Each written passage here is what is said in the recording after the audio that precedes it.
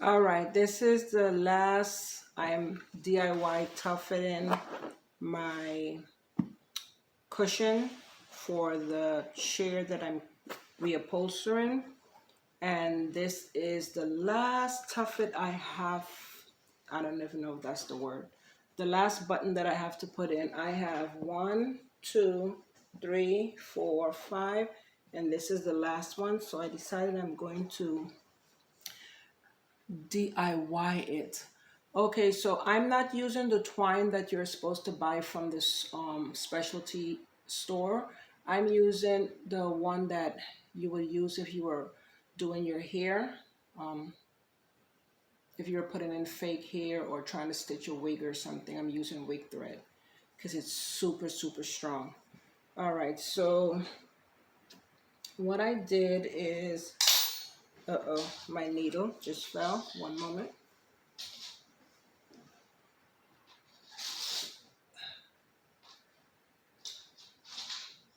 Okay, so sorry about that. So I purchased this needle from Walmart. It is a weaving needle. I don't know if you guys can see that. It says weaving needle. It's not too long. I wish I had purchased a longer one because this one is short and it gives me a hard time to go in, but you'll see. So the first thing that I'm going to do is to measure out the amount of thread I think will be enough or sufficient. Stay. I cut to my desired length,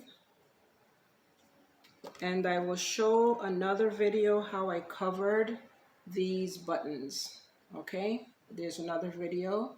I will try to put the link in the bottom to show you how I covered the buttons. Okay, so the first thing I'm going to do is to go through the button itself. And this is a little tricky because, as you can see, I have a lot of the folded part of the material underneath here, and the hook is hidden. You can see, I don't know if you can see that. Somewhere there, the hook is hidden. So it's a little tricky to get the thread through. Oh man, the needle is gone again. All right, let me pause. So I'm trying to see if I can get this thread in. And first I push it through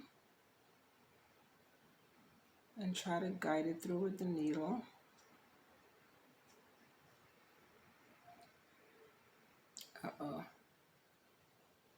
Let me pause my video and do this and come.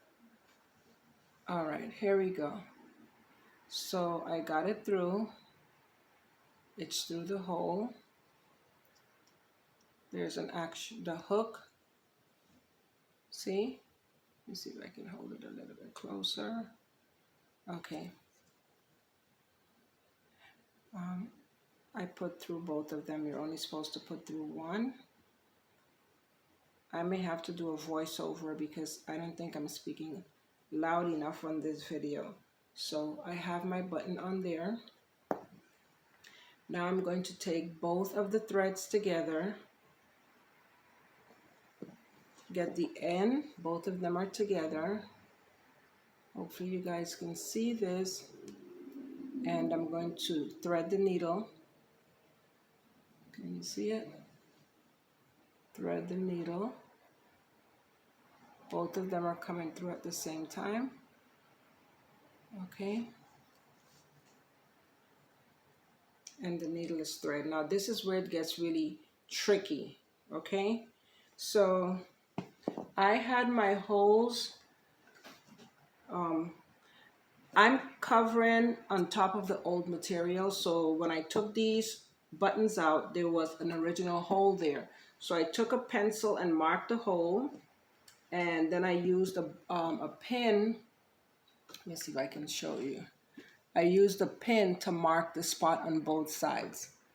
Okay, so I removed the pin. And I'm going to start on the underside. So I'm going to flip the cushion over. By the way, I sewed this with my hands. Here's the other pin that marked the other side. I sew this with my hands because I'm a pretty good seamstress when it comes to my hands, using my hands, but I did not use a machine.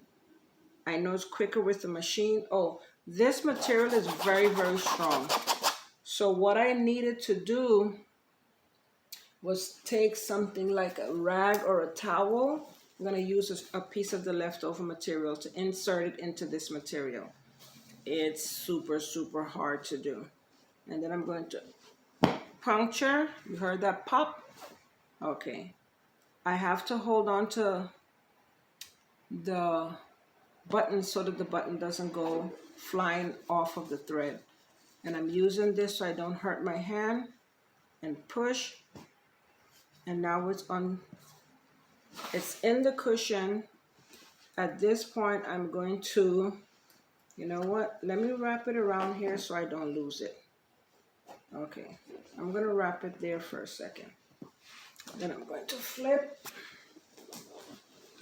And I'm going to try to find a hole on the other side. What I had to do was take my scissor, and for some reason it was easy to push it in, but it's not coming through. So I punctured a little hole, nothing major at all. A tiny hole through the material. See? It's a tiny hole.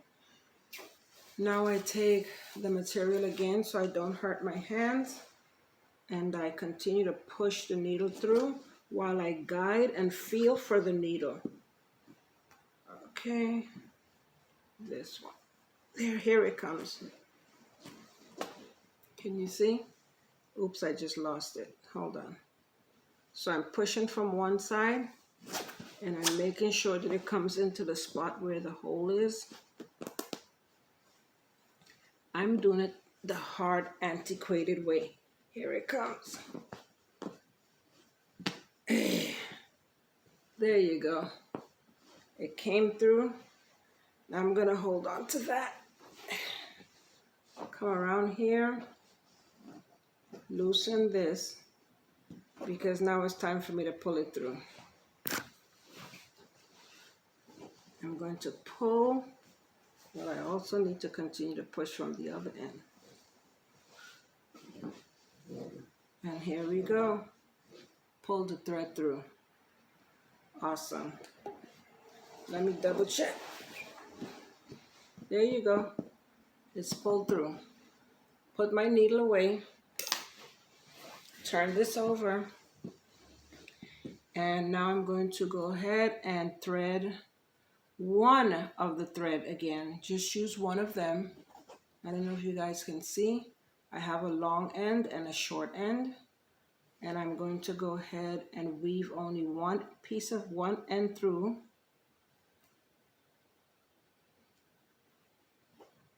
Ta-da! See? I have the button on one side, and I have the other side in my hand. What I'm going to do now is I'm going to do a slip knot, I think it's called. And to do that, I'm going to take the long end and a long end and a short end, bring it together, wrap the long end around, you get a hoop, and pull through the hoop. Once I have that, a knot will form on there. Let me see if I can zoom in a little bit. No, it's not letting me zoom, which is odd.